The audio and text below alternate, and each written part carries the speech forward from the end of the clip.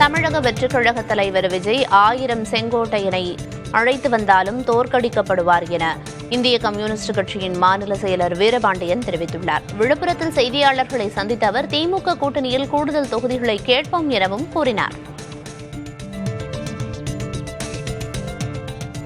விஜய் தனித்து வந்தாலும் சரி, விஜய் செங்கோட்டையன் போல் இன்னும் 1000 செங்கோட்டையனை அழைத்து வந்தாலும் சரி, இவர்கள் எல்லோரும் சேர்ந்து பிஜேபி அதிமுக என்று ஒரே அணியில் சேர்ந்து வந்தாலும் சரி, அவர்கள் தோற்கடிக்கப்படுவது உறுதி. திமுக தலைமையிலான கூட்டணி மட்டுமல்ல வலுவாக இருப்பது, எங்கள் கூட்டணி அமைப்பாக நாங்கள் இருக்கிறோங்க. திமுக போல் அடுத்தடுத்து நாங்கள் அமைப்பாக இருக்கிறோம், கட்சிகள் இருக்கிறது. எங்களுக்கு மீண்டும் சொல்கிறேன், எங்களுக்கு கூட்டணி பலத்தை விட தமிழ் மக்களினுடைய கலாச்சார பண்பாட்டு விழுமியங்கள் தான் எங்களுக்கு வலு. எங்கள் விருப்பம் தான் சூழலாக எங்கள் சூழலிருந்து நிச்சயமாக கேட்போம். நான் கம்யூனிஸ்ட் இயக்கம் வளர்ந்து வருகிறது. கொட்டும் மழைக்கு இடையே தமிழ் ஈழ விடுதலை போராட்டத்தில் உயிர்நீத்த மாவீரர்களுக்கு இலங்கையின் பல்வேறு பகுதிகளில் ஆயிரக்கணக்கான தமிழர்கள் எழுச்சியுடன் திரண்டு வந்து மரியாதை செலுத்தினர். இலங்கையின் வடக்கு, கிழக்கு பகுதிகளில் தமிழ் ஈழப்போரில் உயிர்நீத்த போராளிகளின் நினைவிடங்கள் அமைந்துள்ள இடங்களில் வியாழனன்று அஞ்சலி நிகழ்ச்சிகள் நடைபெற்றன. புலிகள் இயக்க தலைவர் பிரபாகரன் நினைவிடத்தில் வியாழன் மாலை சரியாக 6:05 மணிக்கு மணி ஓசை எழுப்பப்பட்டதுடன் மாவீரர்கள் நினைவாக சுடரும் ஏற்றப்பட்டது. இதனைத் தொடர்ந்து பிற மாவீரர்களின் நினைவிடங்களிலும் சுடர்கள் ஏற்றப்பட்டு அஞ்சலி செலுத்தப்பட்டது. முன்னெப்போதும் இல்லாத வகையில் இந்த ஆண்டு மாவீரர் நாள் நினைவேந்தல் நிகழ்வில் ஏராளமான ஈழத்தமிழர்கள் எழுச்சியுடன் பங்கேற்றனர். இலங்கை அரசியல் சூழலே இதற்கு காரணம் என்று கூறப்படுகிறது. பிரான்ஸ் உள்ளிட்ட வெளிநாடுகளிலும் மாவீரர் நாளன்று ஈழப்போரில் உயிரிழந்த மாவீரர்களுக்கு அஞ்சலி செலுத்தப்பட்டது. போராட்டத்திலே மரணித்த மாவீரர்களுக்காகவும் அதன்பால் தங்கள் இன்னும் வணக்கம் செலுத்துவோமாக. அமெரிக்க அதிபர் டிரம்ப் மற்றும் தொழிலதிபர் எலான் மஸ்க் இடையில் மோதல் போக்கு நிலவி வரும் நிலையில் இருவரும் சந்தித்தது தொடர்பான புகைப்படம் ஒன்று வைரலாகி வருகிறது. நன்றி தெரிவிக்கும் நாளை முன்னிட்டு அமெரிக்க சுகாதாரத்துறை அமைச்சர் ராபர்ட் கென்னடி ஜூனியர் விருந்து வைத்திருக்கிறார். இதில் அதிபர் டிரம்பும் டெஸ்லா நிறுவனர் எலான் மஸ்கும் ஒன்றாக கலந்து கொண்டு அருகருகே அமர்ந்தபடி உணவருந்தியுள்ளனர். அதிபரின் மகன் டொனால்டு டிரம்ப் ஜூனியரும் பங்கேற்ற அந்த விருந்து தொடர்பான புகைப்படத்தை ராபர்ட் கென்னடி ஜூனியர் சமூக வலைதளத்தில் பகிர்ந்திருக்கிறார். இதனால் டிரம்பும் எலான் மஸ்கும் மீண்டும் பழையபடி இணைந்து விட்டார்களா என சந்தேகங்கள் எழுந்திருக்கின்றன. தென்சீன கடலில் உள்ள ஹுவாங்யான் தாவோ தீவுகளை சுற்றியுள்ள நீர்ப்பரப்பு மிகச்சிறந்த சுற்றுச்சூழல் தரத்தில் உள்ளதாக சீனாவின் சுற்றுச்சூழல் அமைச்சகம் தெரிவித்துள்ளது.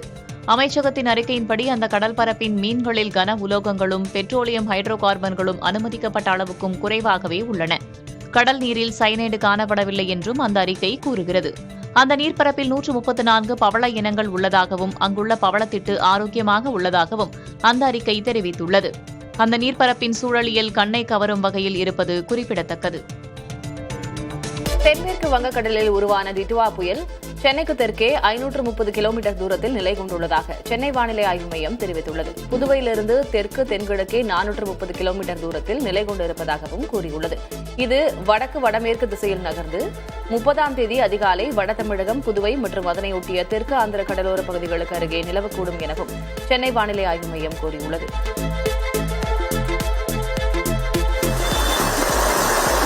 தமிழ்நாட்டின் 5 மாவட்டங்களுக்கு இன்று ரெட் அலர்ட்டும் 4 மாவட்டங்களுக்கு ஆரஞ்ச் அலர்ட்டும் விடுக்கப்பட்டுள்ளது. ராமநாதபுரம், புதுக்கோட்டை, தஞ்சாவூர், திருவாரூர், நாகப்பட்டினம் ஆகிய மாவட்டங்களிலும் காரைக்காலிலும் அதி கனமழை பெய்யக்கூடும் என சென்னை வானிலை ஆய்வு மையம் தெரிவித்துள்ளது. தூத்துக்குடி, சிவகங்கை, அரியலூர் மற்றும் மயிலாடுதுறை மாவட்டங்களில் மிக கனமழை பெய்யக்கூடும் என தெரிவித்துள்ளது. தமிழ்நாட்டின் 4 மாவட்டங்களுக்கு நாளை ரெட் அலர்ட் விடுக்கப்பட்டுள்ளது. மயிலாடுதுறை, கடலூர், விழுப்புரம் மற்றும் செங்கல்பட்டு மாவட்டங்களிலும் புதுவையிலும் நாளை அதி கனமழை பெய்யக்கூடும் என சென்னை வானிலை ஆய்வு மையம் தெரிவித்துள்ளது. புதுக்கோட்டை, தஞ்சாவூர், திருவாரூர், நாகப்பட்டினம், அரியலூர், பெரம்பலூர், திருச்சி ஆகிய மாவட்டங்களிலும் சேலம், கள்ளக்குறிச்சி, திருவண்ணாமலை, காஞ்சிபுரம், சென்னை, திருவள்ளூர் மற்றும் ராணிப்பேட்டை மாவட்டங்களிலும் காரைக்காலிலும் மிக கனமழை பெய்யக்கூடும் என தெரிவித்துள்ளது. சென்னையில் மிக கனமழை பெய்யக்கூடும் என்ற எச்சரிக்கையை தொடர்ந்து சென்னையின் முக்கிய குடிநீர் ஆதாரங்களான புழல் மற்றும் பூண்டி ஏரிகளிலிருந்து உபரிநீர் திறப்பு அதிகரிக்கப்பட்டுள்ளது. பாதுகாப்பு கருதி புழல் ஏரியிலிருந்து திறக்கப்படும் உபரிநீரின் அளவு 100 கன அடியிலிருந்து 400 கன அடியாக உயர்த்தப்பட்டுள்ளது. அதேபோல பூண்டி ஏரியிலிருந்து கொசஸ்தலை ஆற்றில் திறக்கப்படும் நீரின் அளவு 200 கன அடியிலிருந்து 1000 கன அடியாக அதிகரிக்கப்பட்டுள்ளது. ஏரி கரையோர மக்கள் எச்சரிக்கையோடு இருக்குமாறு அறிவுறுத்தப்பட்டுள்ளனர்.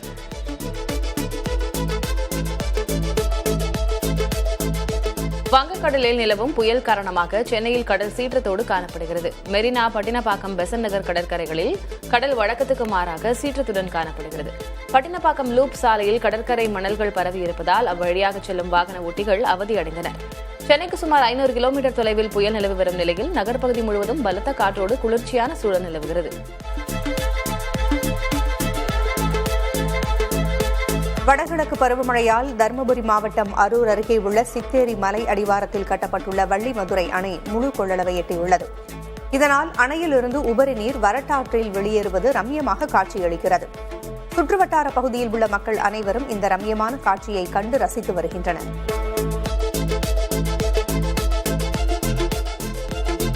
கன்னியாகுமரியில் உள்ள திற்பரப்பு அருவியில் சுற்றுலா பயணிகள் குளிப்பதற்கான தடை நீட்டிக்கப்பட்டுள்ளது. தற்போது விட்டுவிட்டு சாரல் மழை பெய்து வருவதால் பேச்சிப்பாறை அணையிலிருந்து உபரி நீர் வெளியேற்றப்பட்டு வருகிறது. இதனால் திற்பரப்பு அருவியில் தண்ணீர் ஆர்ப்பரித்து கொட்டுவதால் சுற்றுலா பயணிகள் குளிக்க விதிக்கப்பட்ட தடை நீடிக்கிறது.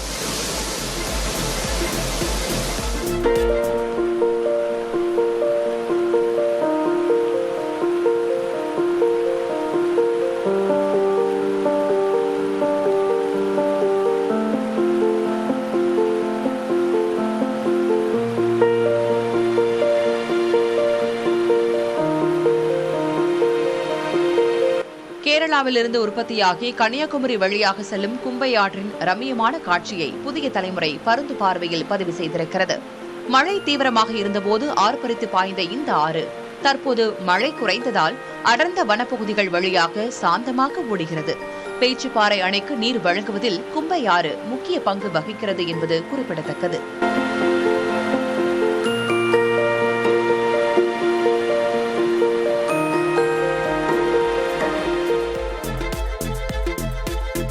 வங்கக்கடலில் உருவாகியுள்ள டிட்வா புயல் மற்றும் கனமழையின் காரணமாக தஞ்சை, மயிலாடுதுறையில் தமிழ்நாடு பேரிடர் மீட்புப் படையின் குழுவினர் தயார் நிலையில் உள்ளனர். ஆவடியிலிருந்து தலைமை காவலர் சாமுவேல் தலைமையில் 30 வீரர்கள் கொண்ட குழு சீர்காழியில் முகாமிட்டுள்ளனர். இக்குழுவினர் மீட்பு கருவிகள், மரமறுக்கும் இயந்திரம், ரப்பர் படகு மற்றும் அதிநவீன தகவல் தொடர்பு உபகரணங்கள் என 60 வகையான கருவிகளோடு தயார் நிலையில் உள்ளனர். இதேபோல மீட்பு நிவாரணப் பணிகளுக்கான உபகரணங்களோடு 31 வீரர்கள் தஞ்சையில் முகாமிட்டிருக்கிறார்கள்.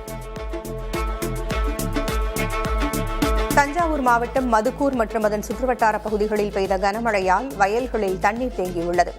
பெரியகோட்டை, சொக்கனாவூர், புளியங்குடி உள்ளிட்ட பகுதிகளில் தாளடி பயிரிடப்பட்டிருந்த நிலங்களில் மழைநீர் சூழ்ந்து பாதிப்பை ஏற்படுத்தியுள்ளது. இதனால் விவசாயிகள் கவலையடைந்துள்ளனர். பாதிக்கப்பட்ட விவசாயிகளுக்கு அரசு மூலம் உரிய நிவாரணம் பெற்றுத்தர முயற்சிப்பதாக வேளாண் துணை இயக்குநர் உறுதியளித்துள்ளார். டிட்வா புயல் மற்றும் கனமழை பாதுகாப்பு ஏற்பாடுகள் குறித்து சென்னை எழிலகத்தில் செய்தியாளர்களை சந்தித்த முதலமைச்சர் மு க ஸ்டாலின், தமிழ்நாடு அரசு புயல் கனமழையை எதிர்கொள்ள தயாராக உள்ளதாக கூறினார். மேலும் 29, 30 ஆகிய தேதிகளில் கனமழை எச்சரிக்கை தொடர்பாக மாவட்ட ஆட்சியர்களிடம் அறிவுறுத்தியுள்ளதாகவும் அவர் தெரிவித்தார். டெல்டா மக்களை முன்னாள் முதல்வர் எடப்பாடி கே பழனிசாமி தான் வஞ்சிக்கிறார் என்று முதல்வர் மு க ஸ்டாலின் குற்றம் சாட்டியுள்ளார். வடகிழக்கு பருவமழை முன்னெச்சரிக்கை நடவடிக்கைகள் குறித்து செய்தியாளர்களை சந்தித்த அவர், சென்னையில் மழை அதிகமாக இருக்கும் என்பதால் பொதுமக்களுக்கான நிவாரண முகாம்கள் ஏற்பாடு செய்யப்பட்டிருப்பதாகவும் தெரிவித்தார்.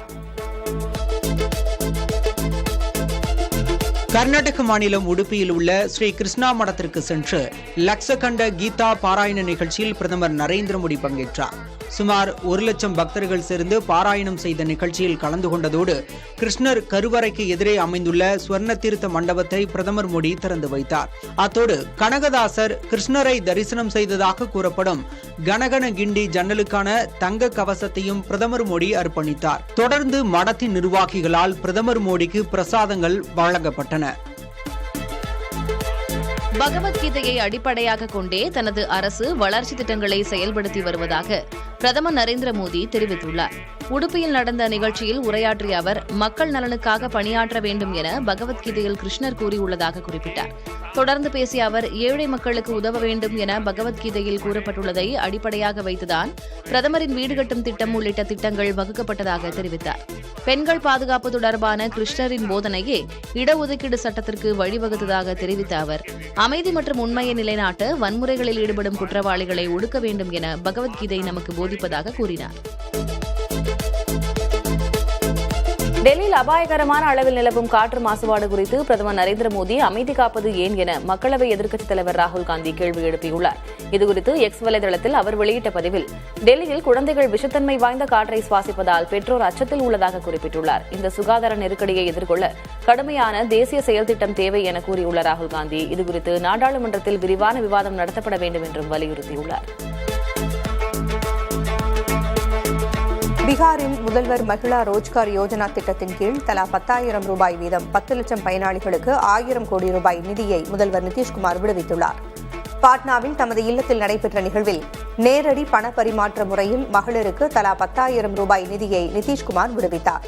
கடந்த செப்டம்பர் 26ஆம் தேதி இந்த திட்டத்தை பீகாரில் பிரதமர் நரேந்திர மோடி தொடக்கி வைத்தார்.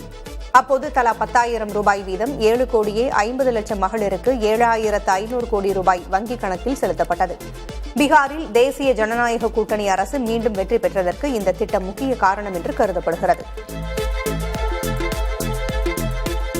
மேற்கு வங்கத்தில் எஸ்ஐஆர் பணிகள் நடந்து வரும் நிலையில் மேலும் ஒரு பிஎல்ஓ உயிரிழந்தது அதிர்வலைகளை ஏற்படுத்தியுள்ளது. முர்ஷிதாபாத் மாவட்டத்தில் வாக்காளர் பட்டியல் சிறப்பு தீவிர திருத்த பணியில் ஈடுபட்டிருந்த போது ஜாகிர் ஹுசைன் என்ற பிஎல்ஓ மாரடைப்பு ஏற்பட்டு உயிரிழந்ததாக கூறப்படுகிறது.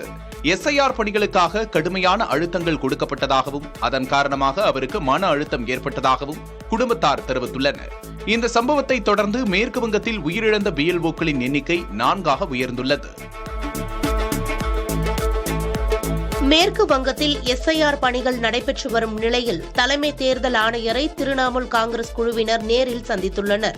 எஸ்ஐஆர் பணிகளுக்கு ஒப்பந்த டேட்டா என்ட்ரி ஆபரேட்டர்களை பயன்படுத்த வேண்டாம் என மாவட்ட தேர்தல் அதிகாரிகளுக்கு உத்தரவிட வேண்டும் என அவர்கள் கோரிக்கை வைத்துள்ளனர். எஸ்ஐஆர் பணிகளில் ஈடுபடும் பிஎல்ஓக்கள் உயிரிழக்கும் சம்பவம் தொடர்ந்து நடந்து வரும் நிலையில் இந்த சந்திப்பில் அது குறித்தும் தெரிவிக்கப்பட்டுள்ளது. ரஷ்ய அதிபர் விளாடிமிர் புட்டின் வரும் டிசம்பர் 4ஆம் தேதி இந்தியாவுக்கு பயணம் மேற்கொள்ள உள்ளதை ரஷ்யா அதிகாரப்பூர்வமாக அறிவித்துள்ளது. பிரதமர் நரேந்திர மோடியின் அழைப்பின் பேரில் டெல்லிக்கு வர இருக்கும் புட்டினுக்கு குடியரசுத் தலைவர் மாளிகையில் சிவப்பு கம்பள வரவேற்புடன் விருந்தளிக்கப்படுகிறது. தொடர்ந்து பிரதமர் நரேந்திர மோடி ரஷ்ய அதிபர் புட்டின் இடையிலான உயர்மட்ட பேச்சுவார்த்தையில் இருதரப்பு உறவுகளை வலுப்படுத்துவது குறித்தும் பிராந்திய மற்றும் சர்வதேச பிரச்சினைகள் குறித்தும் ஆலோசனைகள் மேற்கொள்ளப்பட உள்ளது.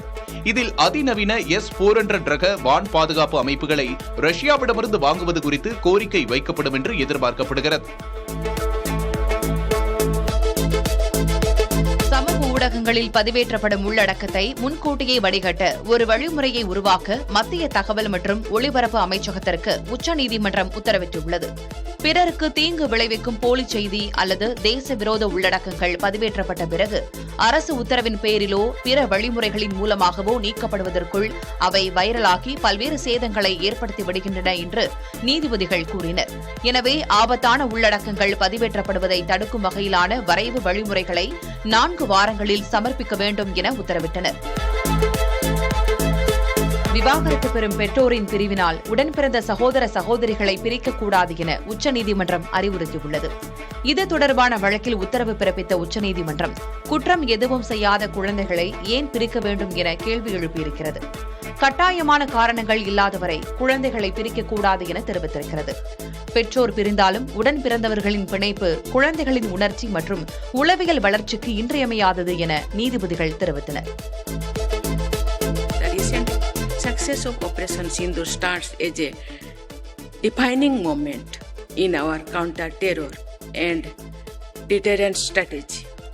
ஆபரேஷன் சிந்தூர் நடவடிக்கை இந்தியாவின் பயங்கரவாத எதிர்ப்பு மற்றும் தடுப்பு செயல் திட்டத்தில் ஒரு வரலாற்று திருப்புமுனை தருணம் என்று குடியரசுத் தலைவர் திரௌபதி முர்மு பாராட்டினார். ஆபரேஷன் சிந்தூரின் வெற்றியானது இந்தியாவின் ராணுவ திறனை மட்டுமல்லாமல் அமைதியை நிலைநாட்ட உறுதியுடன் பொறுப்புடன் செயல்படும் தார்மீக தெளிவையும் உலகிற்கு எடுத்துக் காட்டியது என்று அவர் கூறினார். புதுடெல்லியில் நடைபெற்ற சாணக்கிய பாதுகாப்பு உரையாடல் 2025 நிகழ்ச்சியில் முர்மு இவ்வாறு பேசினார். சபரிமலையில் கூட்ட நெரிசலை திறமையாக கையாள திருவிதாங்கூர் தேவசம் வாரியம் உடனடியாக ஒரு நிபுணர் குழுவை அமைக்க வேண்டும் என்றும் நீதிமன்றம் அறிவுறுத்தியுள்ளது. ஒரு நாளைக்கு ஆன்லைன் மூலம் 70,000 பக்தர்களும் நேரடி முன்பதிவில் 5,000 பக்தர்களும் மட்டுமே தரிசனத்திற்கு அனுமதிக்கப்பட வேண்டும் என கேரள உயர்நீதிமன்றம் தெரிவித்திருக்கிறது. பெண்கள், குழந்தைகள் மற்றும் மாற்றுத்திறனாளிகளின் பாதுகாப்பிற்காக அவர்களுக்கு தனி வரிசைகள் அமைக்கப்பட வேண்டும். வரிசையில் காத்திருக்கும் பக்தர்களுக்கு போதுமான நிழல், குடிநீர் மற்றும் பிஸ்கட்டுகள் வழங்குவதை உறுதி செய்யுமாறும் நீதிமன்றம் உத்தரவிட்டுள்ளது. நாடாளுமன்ற குளிர்கால கூட்டத்தொடர் வரும் 1ஆம் தேதி தொடங்க உள்ள நிலையில் அதற்காக ஆளும் அரசும் எதிர்க்கட்சிகளும் ஆயத்தமாகி வருகின்றன. இதற்காக ஞாயிற்றுக்கிழமையன்று அனைத்துக் கட்சி கூட்டத்திற்கு மத்திய அரசு அழைப்பு விடுத்திருக்கிறது. கூட்டத்தொடரில் இடம்பெற இருக்கும் விவாதங்கள் உள்ளிட்ட முக்கிய சாராம்சங்கள் குறித்து இதில் ஆலோசிக்க முடிவு செய்யப்பட்டுள்ளது. இதற்கிடையே கூட்டத்தொடரில் எழுப்ப வேண்டிய பிரச்சினைகள் குறித்து ஆலோசிக்க காங்கிரஸ் நாடாளுமன்ற குழுவின் கூட்டம் ஞாயிற்றுக்கிழமையன்று சோனியா காந்தி இல்லத்தில் நடைபெறவுள்ளது. வரும் சட்டப்பேரவைத் தேர்தலில் திமுகவிற்கு எதிரான கூட்டணியில் பாமக இடம்பெறும் என்று அக்கட்சித் தலைவர் அன்புமணி ராமதாஸ் தெரிவித்துள்ளார். தனது 108 நாட்கள் நடைப்பயணத்தில் கிடைத்த அனுபவம் தொடர்பாக அன்புமணி செய்தியாளர் சந்திப்பை நடத்தினார். அதில் பேசிய அவர், வெளிநாட்டு தொழில் முதலீடுகள் தொடர்பாக TRB ராஜாவுடன் விவாதத்திற்கு தயார் என்று கூறினார்.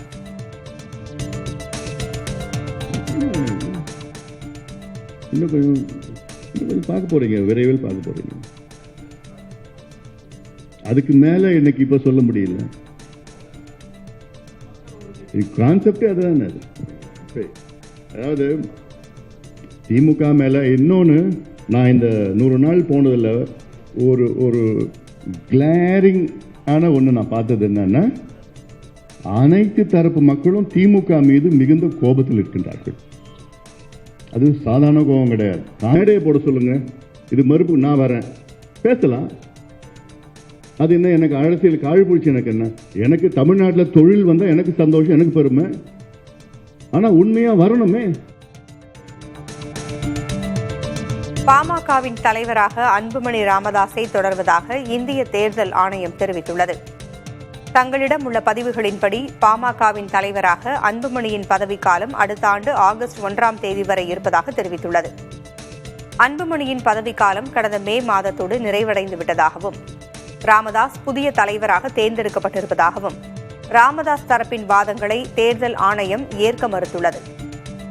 பாமகவின் தலைவர் நான் தான் என ராமதாஸ் கூறினால் அது குறித்து கட்சி ரீதியாகவோ அல்லது நீதிமன்றத்தின் மூலமோ தீர்வு காணவும் அறிவுறுத்தியுள்ளது. அன்புமணி அளித்த போலி ஆவணங்களை அடிப்படையாக கொண்டு அவரை பாமக தலைவர் என தேர்தல் ஆணையம் உறுதி செய்திருப்பதாக G.K. மணி குற்றஞ்சாட்டியுள்ளார். இது ஜனநாயக படுகொலை என்று குற்றஞ்சாட்டிய அவர், இந்திய தலைமை தேர்தல் ஆணையத்தை கண்டித்து டெல்லியில் போராட்டம் நடத்தப்போவதாகவும் தெரிவித்தார். மேலும் இந்த விவகாரத்தில் சட்ட ரீதியிலான நடவடிக்கை எடுக்கப்படும் என்றும் கூறினார். 2023ஆம் ஆண்டு ஒரு பொதுக்குழு நடந்ததாகவும் அதில் அவர் தலைவராக தேர்ந்தெடுக்கப்பட்டதாக ஒரு போலி ஆவணத்தை கொடுத்தாரு. அதை ஏற்றுக்கொண்டு தேர்தல் ஆணையம் மோசடி செஞ்சிருக்கு. பெரிய மோசடி நடந்தது தான் இன்னைக்கு அதிர்ச்சியா இருக்கிற மிகப்பெரிய கண்டனத்துக்குரியதாக பார்க்குறோம். இது கட்சி திருட்டு சம்பந்தமான நடவடிக்கையாக பார்க்குறோம். டெல்லியில் தலைமை தேர்தல் ஆணையத்துக்கு முன்னாலே பாட்டாளி மக்கள் கட்சியின் சார்பில் போராட்டம் நடத்துவோம், சென்னையிலிருந்து இங்கே வந்து போராட்டம் நடத்தணும்னு சொல்லியிருக்கோம். ஒரு போராட்டம் நடத்த போகிறோம்.